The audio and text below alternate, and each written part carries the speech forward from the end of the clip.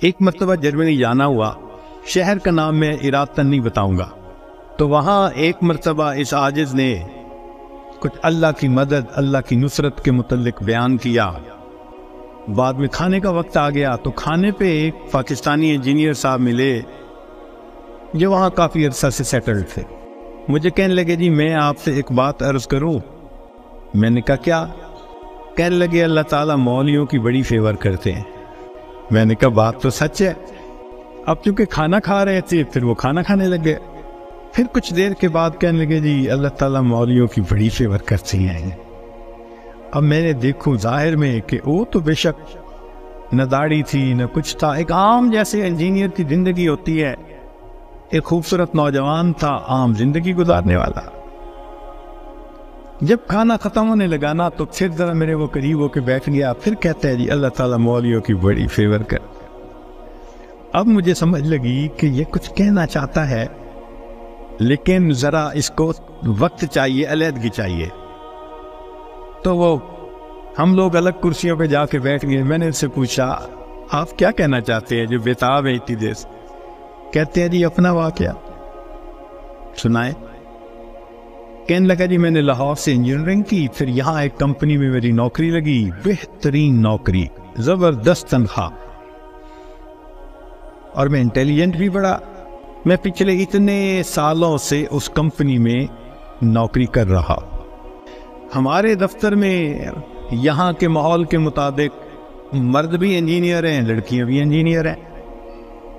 تو ایک لڑکی انجینئر جرمنی کی، وہ ہماری کولیگ تھی، اتنی خوبصورت تھی کہ دیکھ کے بندہ سوچتا تھا کہ اللہ نے ایسی بھی مخلوق پیدا کی ہے، اور اس کے ساتھ ساتھ اتنی ذہین اور اتنے اچھے اخلاق والی کہ دفتر کے جتنے جوان لڑکے تھے ہر ایک وش کرتا تھا کہ میرے ساتھ اس کا تعلق جڑ جائے۔ جرمن بھی اسی کوشش میں لگے ہوئے تھے، دوسرے بھی کسی کوشش میں، مگر اس کی زندگی بڑی کلین نظر آتی تھی۔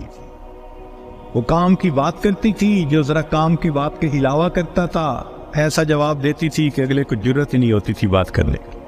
ہم لوگ دوپہر کے وقت چھٹی ہوتی تو پھر کھانا کھا لیتے تھے، کمرہ بنا ہوا تھا۔ ایک دن میں نے کھانا نہ کھایا، پھر دوسرے دن کھانا بھی نہ کھایا، تیسرے دن جب میں نے کھانا نہ کھایا تو اس نے مجھ سے پوچھ لیا کہ فلاں آج کل آپ دوپہر میں کھانا نہیں کھا رہے؟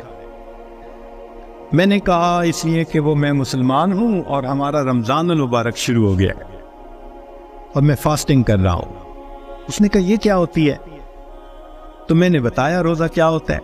اس کو تھوڑا انٹرسٹ فیل ہوا، کہنے لگا میرے لیے تو بہت ہی اچھا ٹاپک مل گیا۔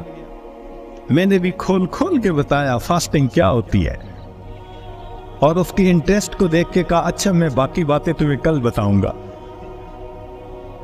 اگلے دن پھر میں نے اس سے کوئی بات کی، ہماری بات رمضان شریف پہ چلنی شروع ہو گئی، اور وہ بھی اس کھانے کے وقت میں کچھ دیر بیٹھ کے مجھ سے اسلام کے بارے میں کوئی بات سن لیتی۔ میری کوشش یہ تھی کہ رمضان شریف کے دوران میری بات چیت اتنی شروع ہو جائے کہ کمفرٹیبلی ہم ایک دوسرے سے کمیونیکیٹ کرنے لگ جائیں۔ جرمن لڑکے مجھے دیکھتے تو وہ مجھ سے بڑے خفا ہوتے، یہ اس کے ساتھ بیٹھ کے کیوں 10 منٹ باتیں کرتے ہیں بھائی، جب سے ہم سے 1 منٹ بھی بات نہیں کرتی۔ خیر رمضان شریف ہونے تک مجھے اتنا اندازہ ہو گیا کہ اس کے ذہن میں اسلام کے بارے میں مزید جاننے کا بھی شوق موجود ہے۔ تو میں نے کچھ انگریزی کی کتابیں بھی اس کو منگا کے دی کہ پڑھو، اور میں تو چاہتا تھا اللہ کرے یہ مسلمان بنے، پھر تو ہمارا ہی نمبر لگے گا، کیونکہ باقی تو سارے یہاں کافر ہیں۔ بڑی میری کوشش تھی اور میں بڑے خلوص سے کوشش کر رہا تھا یہ مسلمان بن جائے۔ اللہ کی شان کہ جو باتیں میں بتا سکتا تھا میں نے بتائیں، اور کچھ باتیں اس کو میں نے کہا کہ بھئی تمہارے قریب اگر کوئی مسجد ہے، وہاں عالم ہے، تو ان سے کوسچن پوچھ لو۔ 6 مہینے اس لڑکی نے اسلام کو سٹڈی کیا، اور ایک دن آ کے وہ مجھے کہنے لگی کہ کل میں نے کلمہ پڑھ لی ہے، اور میں نے دیکھا کہ اس نے اپنا سر بھی ڈھکا ہوا تھا۔ تو یہ اس بات کی دلیل تھی کہ یہ مسلمان بن چکی۔ میری تو خوشی کے انتہا نہیں تھی۔ میں نے عشاء کے بعد 10 رکعت شکرانے کے نفل پڑھے کہ یہ مسلمان بن گئی۔ میں کلیگ بھی ہوں، مسلمان بھی ہوں، اس کے پاس تو کوئی دوسری آپشن ہی نہیں ہے، تو اب میرا کام آسان ہو گیا۔ اب وہ جب موقع ہوتا نماز بھی پڑھتی، مگر زندگی چلتی رہی۔ سال میں ہمیں چھٹیاں ملتی تھیں جو اکثر وہاں کے مقامی لوگ یورپ میں ادھر ادھر بیچز پہ گزارا کرتے تھے۔ بات چلی کہ بھئی اس دفعہ چھٹیوں کا پروگرام کیا ہے؟ اس نے کہا کہ میرا ارادہ ہے کہ میں اس دفعہ ٹرکی جاؤں گی، سنیں وہاں بہت مسجدیں ہیں اور بہت علماء ہیں، میوزیمز ہیں، تو مجھے ذرا اسلام کو اور زیادہ اسٹڈی کرنے کا موقع مل جائے گا۔ میں نے سوچا ترکی جائے گی تو میرا کیا فائدہ؟ اب میں نے اس کو آئیڈیا دیا، فوڈ فار تھاٹ۔ میں نے کہا تمہیں کیا پتا، اصل تو دین پاکستان میں ہے، اتنی مسجدیں ہیں، اتنے یہ علماء ہیں، اتنے فلاں ہیں۔ اب میں نے ایسی سہانی سٹوری اس کو سنائی کہ اس کو لگا کہ اگر مجھے دین سمجھنا ہے تو شاید وہاں انفارمیشن زیادہ مل سکیں گی۔ اور ادھر میں نے اپنی امی کو فون بھی کر دیا، امی میں کوشش کر رہا ہوں کہ یہاں سے ایک لڑکی آ جائے پاکستان، بس اس کو پھر آپ شادی کے لیے تیار کرنا، یہ آپ کا کام ہوگا۔ امی نے کہا بیٹا بات ہی کوئی نہیں۔ میری بہن ایک ایم اے انگلش تھی، ایک ایم اے اکنامکس تھی، بہنوں نے بھی کہا تو ایک دفعہ لے آؤ اس کو، ہم اس کو تیار کر لیں گے، مسئلہ ہی کوئی نہیں۔ اب میری کوشش کہ کسی طرح یہ سفر کرے۔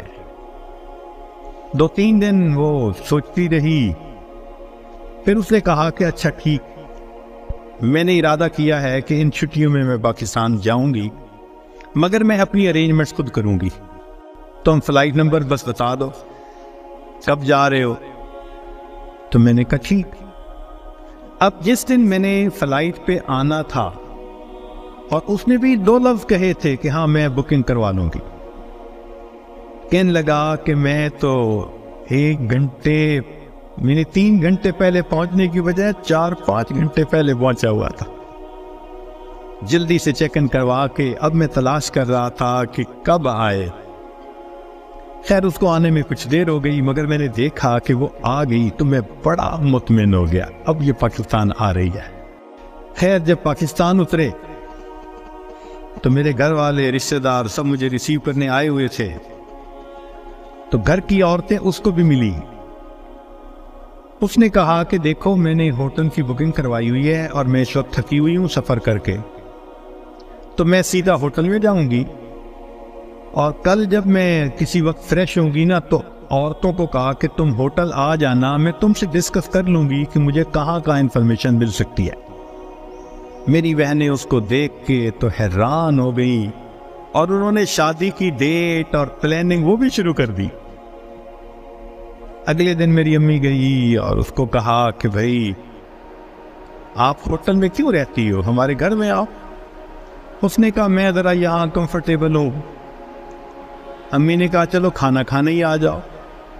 اس نے کہا ٹھیک، تو وہ ایک وقت کھانے کے لیے گھر امی کے ساتھ آ گئی۔ ہمارا گھر ڈیفینس کے اندر اتنا بڑا بہترین محل نما گھر تھا، اور بزنس تھا ہمارا، کار ڈیلرشپ تھی۔ اب جو کار ڈیلر ہو وہ تو کروڑوں پتی ہوتا ہے۔ چھوٹا بھائی میرا مجھ سے بھی زیادہ خوبصورت نوجوان۔ خیر میری بہنوں نے بڑی کوشش کی کہ بھئی کسی طرح وہ ہاں کر دے کہ میرے ساتھ اس کی شادی سے وہ راضی ہے، مگر وہ خاموش جاتی، وہ ہاں نہیں کرتی تھی۔ پریشانی ہونے لگ گئی، دن گزر رہے اور ہاں نہیں کر رہی ہے۔ تو کہنے لگے کہ ایک دن جو ہے امی نے کہا کہ بیٹا اگر تم سے وہ راضی نہیں تو تمہارا چھوٹا بھائی بھی تو ہے، ہم اس کی آپشن دے دیتے ہیں۔ میں نے کہا ٹھیک ہے کوئی بات نہیں۔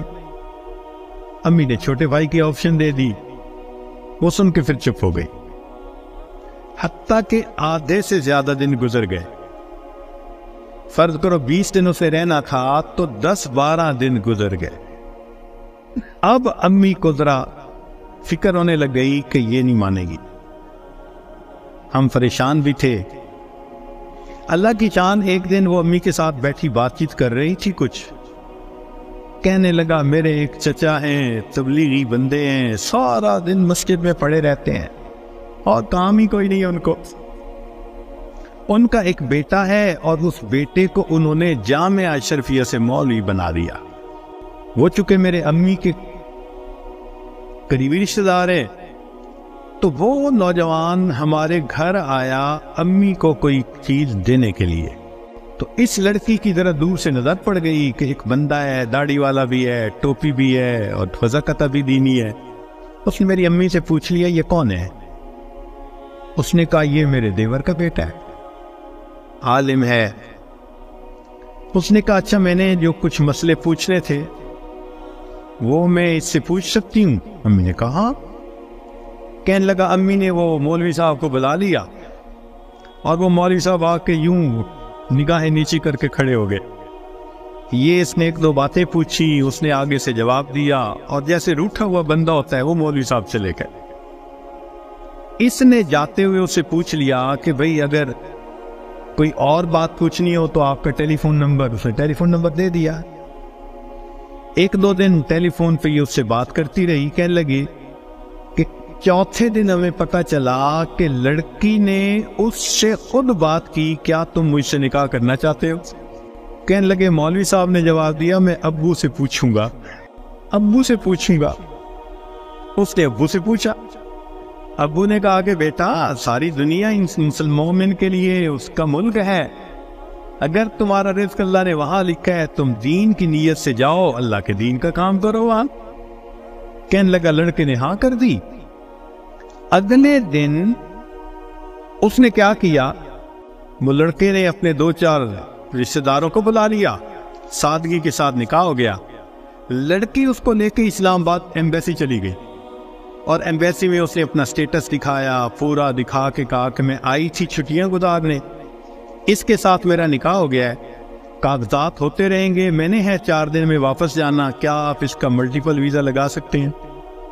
کہنے لگے کونسلر کو اس کی پرسنالٹی، اس کی بات چیت، اس کی نوکری اتنی جسٹیفیکیشن نظر آئی، اس نے چھوٹے ہی 5 سال کا ملٹیپل ویزا لگا دیا۔ کہنے لگا چھٹیاں ختم ہونی تھی، وہ لڑکی اپنے وہ جو مولوی صاحب خاوند تھے ان کے ساتھ چلی گئی، محنت میں نے کی، اللہ نے فیور مولوی کی کر دی۔ وَهُوَ يَتَوَلَّى الصَّالِحِينَ، وہ اللہ نیکوکاروں کا سرپرست ہے۔